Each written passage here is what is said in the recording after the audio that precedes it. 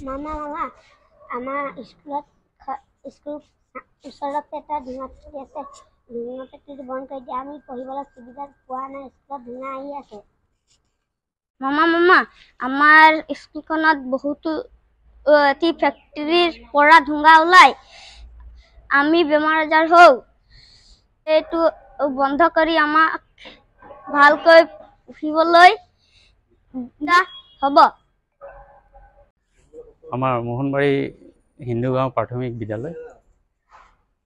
বিদ্যালয়ৰ ওচৰতে এখন লোহা ফেক্টৰী প্ৰায় ধোঁৱা মানে হেৰি হৈ থাকে।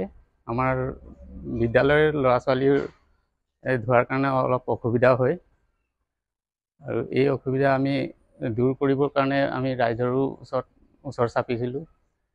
ৰাইজে কি মীমাংসা কৰিলে মই বিশেষকৈ নাজানো।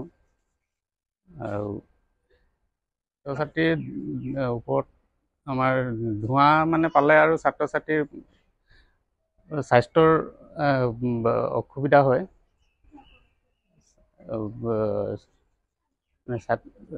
ল'ৰা ছোৱালীৰ এই কাহ চাহ কিবা মানে হৈ থাকে, বেমাৰ আজাৰ এইবিলাকে।